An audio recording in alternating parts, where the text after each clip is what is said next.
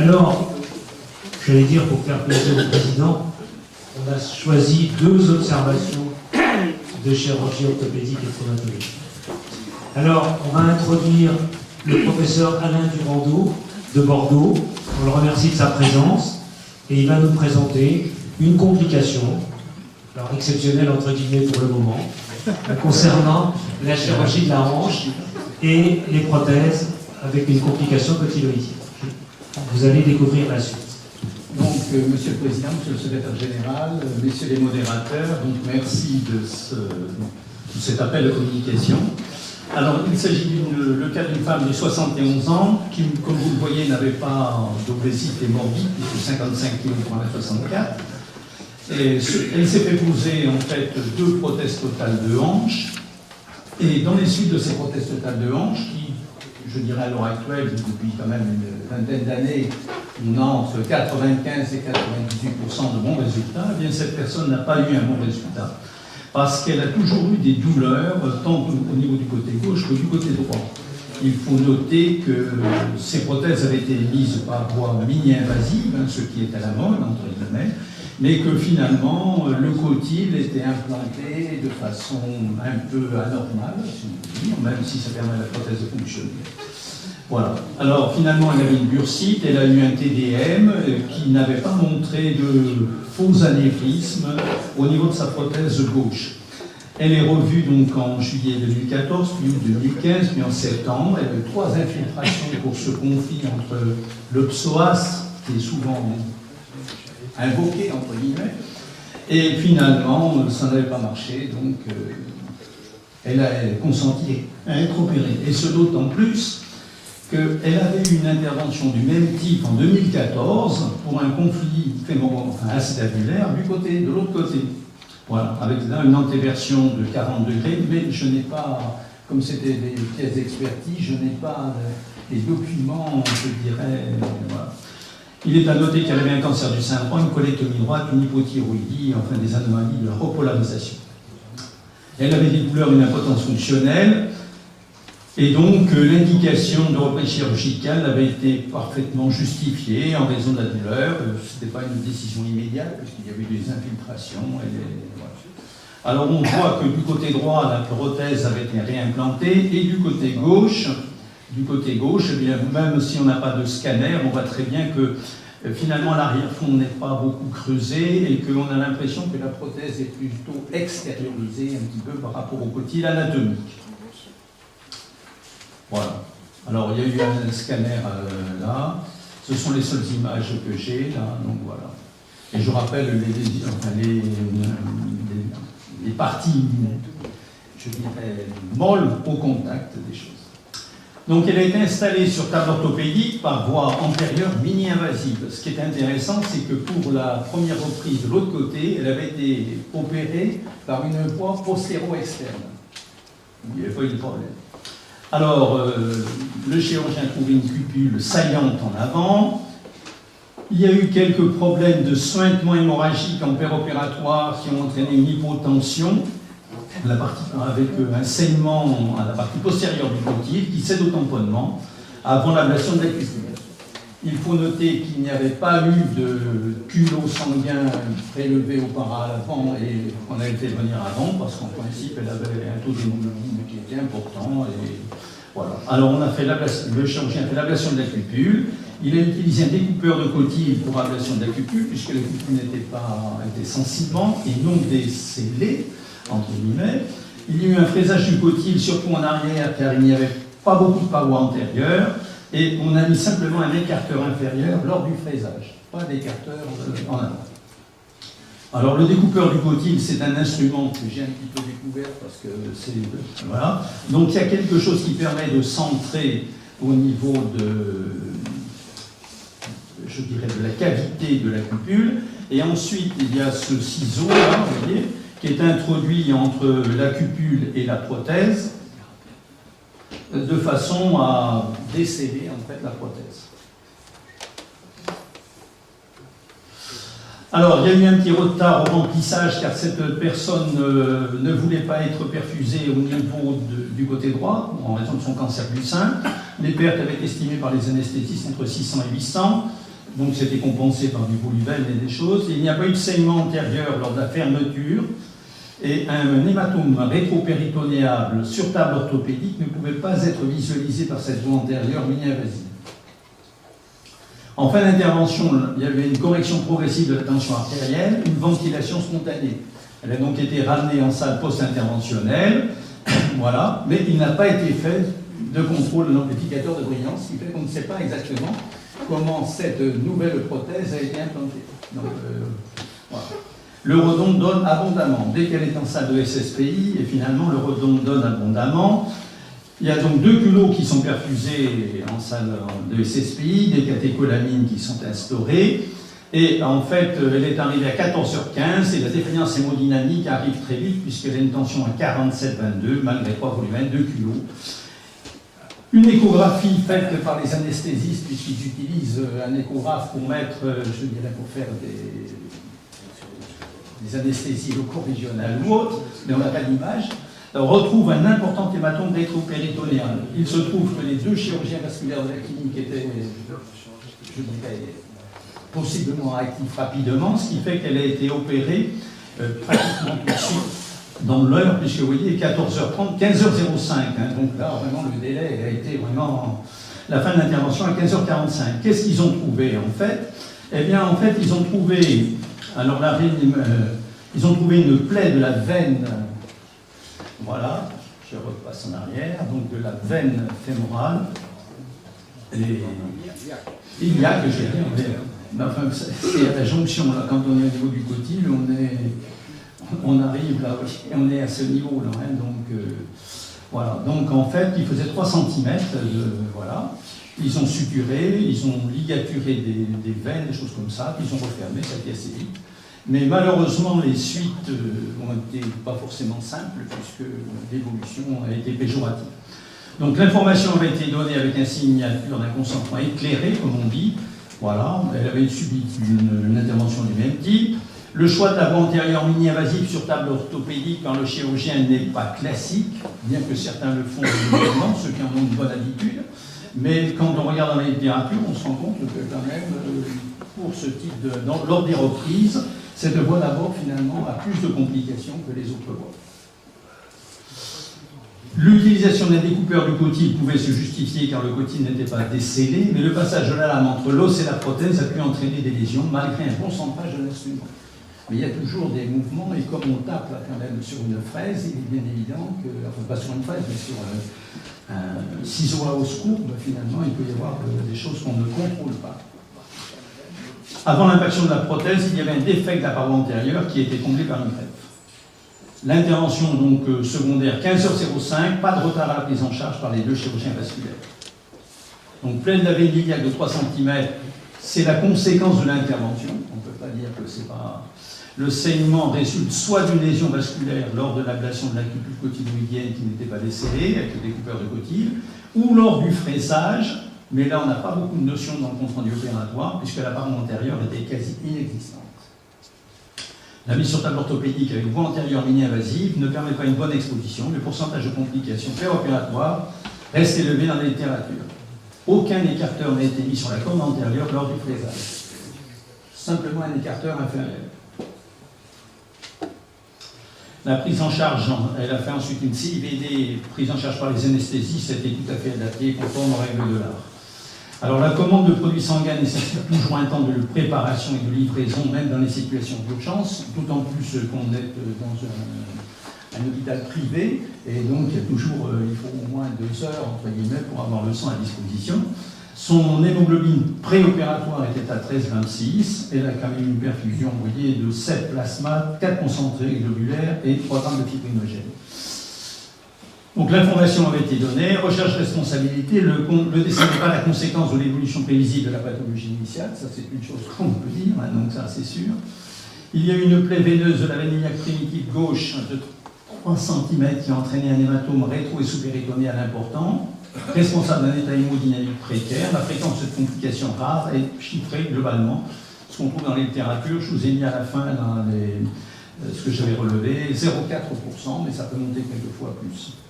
Concernant le chirurgien, il s'agit d'un accident médical fautif. Il faut noter qu'il n'y avait pas d'anomalie anatomique vasculaire pouvant expliquer les lésions veineuses non reconnues en préopératoire.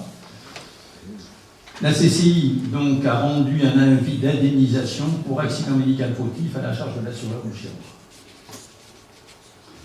Alors le protocole d'anesthésie est conforme au standard.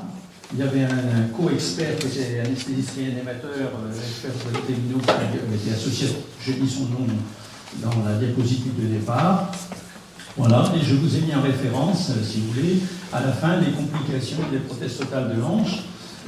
Et on trouve en fait, ce qui est intéressant, c'est qu'un fraisage,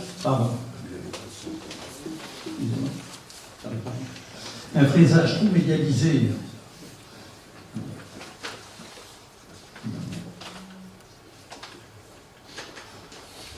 Oui, vas-y, reviens. Moi, hop, juste avant. C'est terrible, c'est une passe.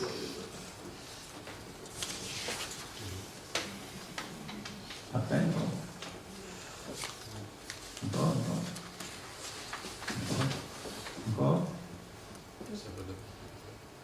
Voilà, donc en fait, le fraisage trop médialisé de l'acétaldol est reconnu comme une cause possible, 0,2 à 0,3%. Les complications, vous voyez, sont exceptionnelles, 0,08 à 0,4%, ça a été rapporté par Fessy en 2001, mais il y a des publications un petit peu plus récentes. Ce qu'on peut dire, c'est que ces lésions veineuses, je dirais, sont strictement identiques à celles qu'on trouve au niveau des traumatismes du bassin. C'est à peu près les mêmes lésions qu'on a dans un second cas. Et enfin, concernant la voie d'abord utilisée, la voie d'abord antérieure est la plus anatomique, mais on rapporte un taux de complications péri- et post-opératoires plus élevé. J'ai mis 4%, et il y en a d'autres séries qui sont jusqu'à 17%, ce qui me semble quand même sans doute excessif. Et ça nécessite une courbe d'apprentissage importante. Le chirurgien, lors de l'expertise, m'a assuré qu'actuellement, il effectuait toutes ces reprises chirurgicales, globalement depuis 1 an, là, par cette voie d'abord, je dirais, antérieure. Sur table orthopédique. Voilà. Mais non, enfin. Et alors, ce qui est intéressant, c'est que ce sont les vaisseaux pelviens gauches qui sont le plus souvent intéressés par cette complication. Donc, cette patiente se présentait dans avec tous les facteurs de risque, si on peut dire, voilà, de l'avoir. Voilà, je vous remercie de votre attention.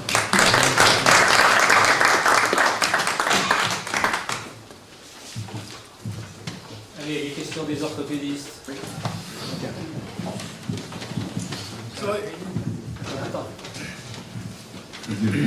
Je voudrais te poser la question de la responsabilité éventuelle du chirurgien dans la survenue du conflit du psoas, parce que ce conflit peut être dû à plusieurs causes. Une paroi antérieure insuffisante, un cotyle bien placé, un cotyle trop volumineux ou pas suffisamment enfoncé comme c'est le cas ici, un cotyle mal positionné, qui est plutôt rétroversé, enfin zéro ou rétroversé, ce qui fait déborder la viande. Quelle est la responsabilité du chirurgien dans ce cas-là? Est-ce qu'on peut considérer que c'est une malposition fautive? Alors le problème, au début, je croyais que cette personne avait été opérée par le chirurgien, le chirurgien qui a opéré les récidives, enfin, je dirais la complication, si on peut dire. En fait, non, c'était un autre chirurgien. Donc ce chirurgien, lui, il l'a pris en charge simplement parce qu'en fait, la cupule était mal posée, aussi bien à droite qu'à gauche. Voilà. Oui, mais d'une manière générale, tu as un kyste du psoas qui doit être réopéré. Est-ce qu'on peut incriminer le chirurgien pour la survenue de ce conflit? Alors moi, dans la procédure de la CCI, cette partie, entre guillemets, n'était pas en cause. Elle n'avait pas été appelée. Pas dans la question Je ne veux pas répondre. Je me pose la question, moi, Laurence Sodel, je pose la question de la nature de la prothèse, parce que j'ai l'impression que c'est des prothèses métal-métal, non? Oui, oui.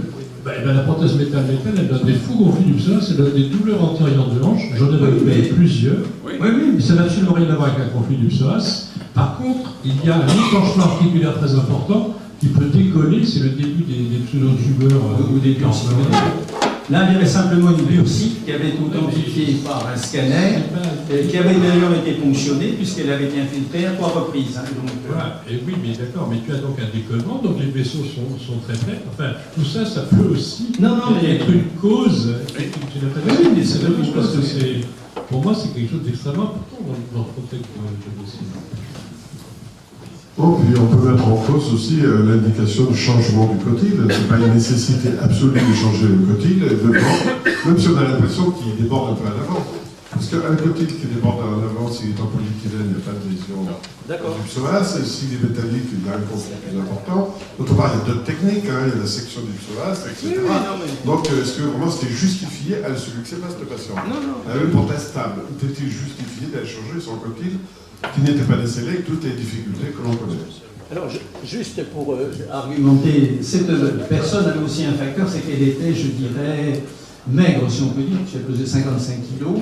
Donc, en fait, peut-être que ça a augmenté les choses.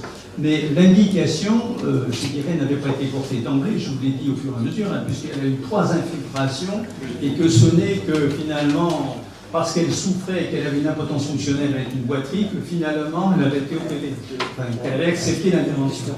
Parce que ça s'était bien passé de l'autre côté. Voilà.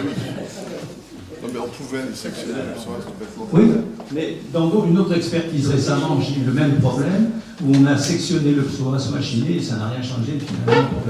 Non, mais je voulais savoir si dans la discussion, on a analysé la nécessité de choisir la voie d'apport. Parce que tu parles de la voie d'apport antérieure avec des complications qu'elle apporterait de façon spécifique. C'est vrai, mais quand même, la plupart du temps, ça se passe très bien. Non, dans les récidives, hein, je parle. Non, justement, dans les réinterventions, par contre, je crois que l'indication est plutôt de passer par une autre voie que la voie type urétère. Il y a je pense, des spécialistes de la voie antérieure qui sont ici, mais je veux dire... Je comprends, mais je crois que la voie antérieure est une très bonne voie d'abord de la hanche, mais à mon avis, elle comporte plus de danger qu'on ne le publie. Enfin, moi, c'est l'expérience de mes expertises qui me montrent ça. En particulier sur le plan vasculaire, c'est vrai, mais sur le plan neurologique aussi. Oui, non, mais... les syndromes difficiles. Je veux dire, j'ai posé la question au chirurgien qui se trouvait, en fait, lors de l'expertise, il est venu pour que je lui fasse se défendre sur les choses. Et en fait, il me dit, là, depuis 1 an, je l'ai fait tout comme ça. Avant, je les faisais autrement, maintenant, je les fais tout comme ça, parce que c'est beaucoup plus moderne et que actuellement, on est dans cette modernité, tout le monde veut faire du voilà, c'est ça.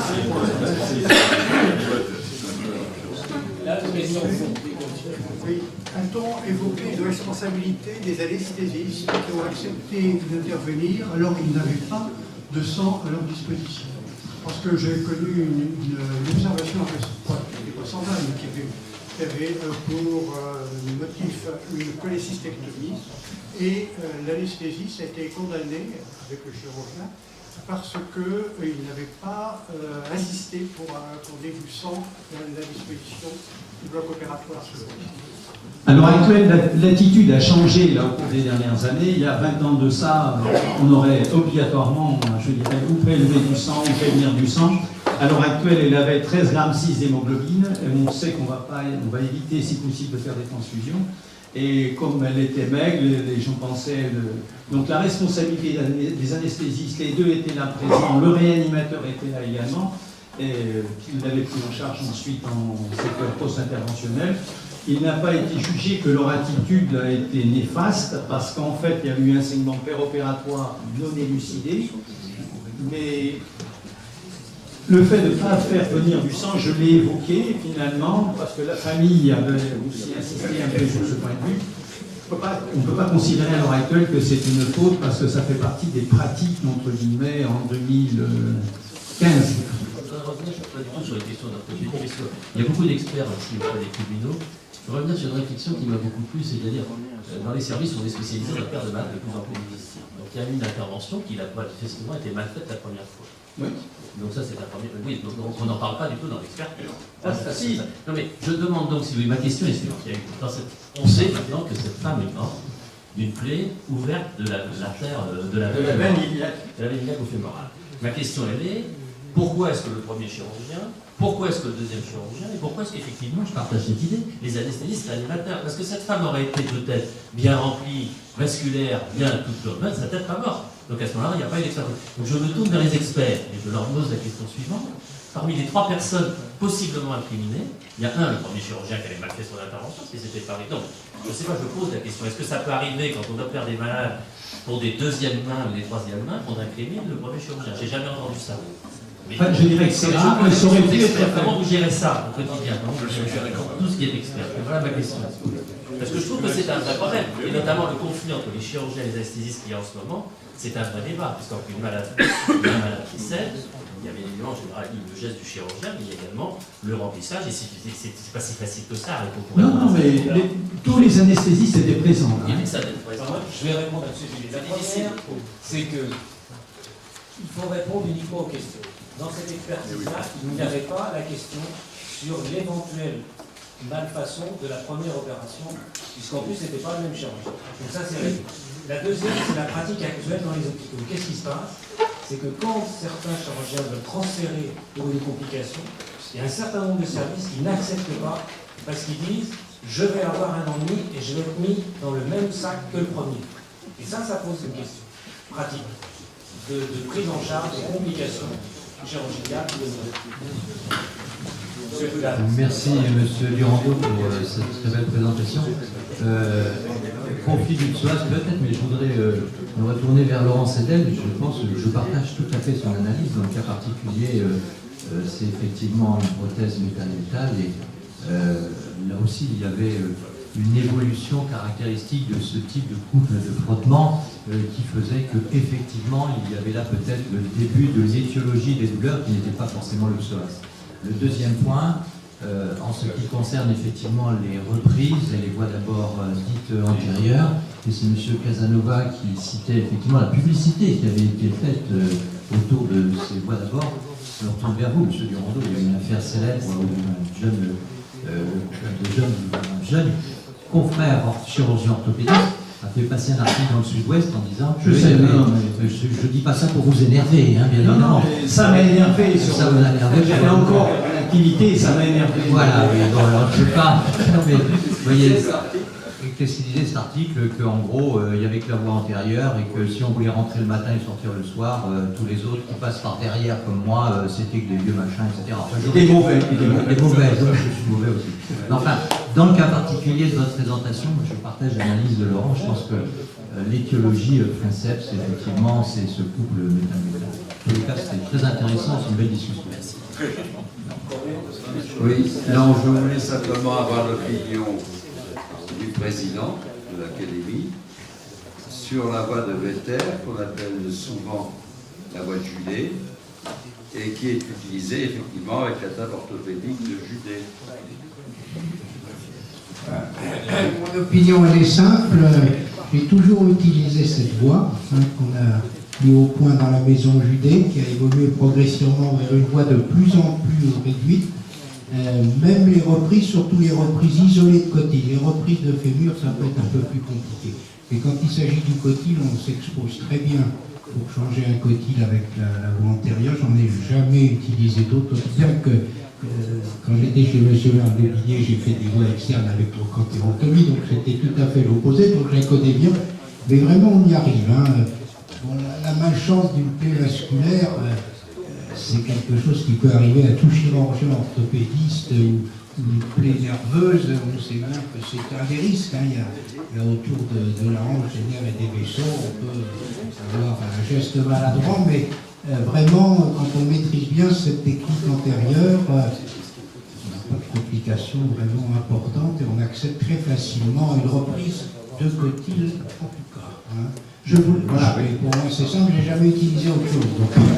Je voulais juste dire qu'en tant que chef de service pendant 21 ans, là, finalement, j'ai aidé une fois un des assistants pour une reprise de cotyle, et nous avons eu, entre guillemets, parce que j'étais en face, donc une lésion vasculaire. Ça arrive lorsque on en est d'accord. Mais finalement, j'ai compris tout de suite la situation. On a fait une suture et ensuite un pontage extra, voilà, ce qui s'est fait l'après-midi, et il n'y a pas eu de conséquences pour la personne. Voilà. C'est ça que je veux dire. Moi, je ne voudrais pas poser la question de la voix d'abord, et je suis complètement d'accord avec Henri, n'ayant jamais fait de voie antérieure. Je suis d'accord que certains savent très très bien les faire.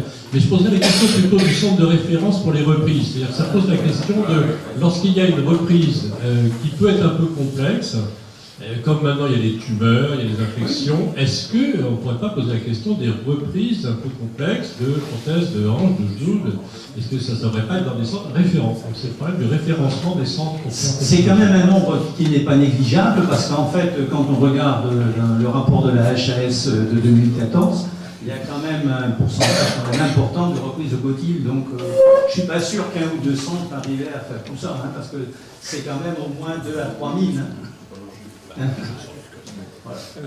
Je voudrais poser une question de fond, puisqu'on est dans un débat qui concerne l'expertise médicale qui marche. Et je vais répéter un peu les rages parce que je vais déjà poser la question, mais j'ai l'impression que ce jour-là, il ne m'a pas écouté. Alors le problème est le suivant. On a parlé de la faute éventuelle du précédent opérateur et de la responsabilité du suivant. C'est un problème qu'on connaît bien, nous les chirurgiens digestifs, quand nous réparons des perforations endoscopiques. La perforation endoscopique du côlon est un aléa pour le gastro-entérologue. On sait que ça peut arriver 1 fois sur 1000, il y a des statistiques, c'est prouvé.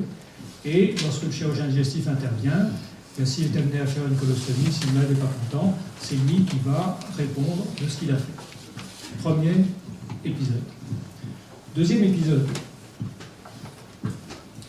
Vous êtes chirurgien de garde dans une clinique, maintenant les gens exercent en multidisciplinaire, vous êtes urologue, et ce jour-là, il y a une péritonite post-opératoire, un côlon qui a été opéré 5 jours avant, vous êtes chirurgien de garde, et vous êtes amené à prendre en charge quelqu'un que vous êtes le seul à pouvoir prendre en charge parce que les autres sont partis au ski, et vous y collez parce que vous êtes de garde, et là encore, vous êtes responsable de ce que vous allez faire. Et pour le chirurgien qui a opéré le côlon, non, c'est un aléa, c'est un événement redoutable, attendu, souvent en expression consacrée, et pour lui, c'est pas une faute d'avoir une fistule. Troisième épisode. Il se passe malheureusement un attentat dans les situations que nous connaissons.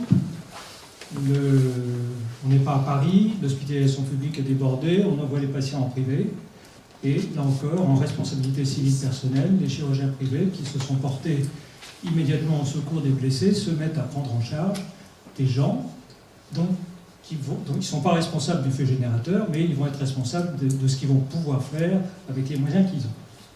Quand j'avais posé cette question à IRAGE, on était à une réunion sur les attentats à la Pitié, et j'avais dit il faut plaider pour une notion qui s'appelle le syndrome du bon samaritain. Quand vous êtes dans un avion, si vous prenez en charge un patient, eh bien, vous n'êtes pas responsable parce que vous êtes le seul médecin à bord, il a un accident cardiaque.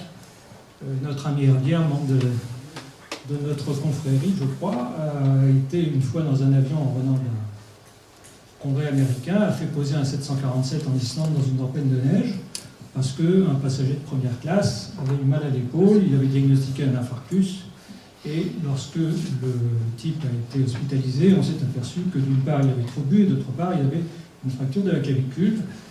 La compagnie a décidé que la responsabilité venait du médecin qui s'était porté responsable, auquel d'ailleurs elle avait offert le reste du voyage en première classe, mais il a reçu un papier quelques années plus tard, ou quelques mois plus tard, en étant interdit de vol sur American Airlines. Alors, je plaide sur ce problème de fond que nous, les experts, et nous, les juges, c'est dommage que Françoise Camara ne soit pas encore arrivée, qui est... Elle est là. Nous entendions. Moi,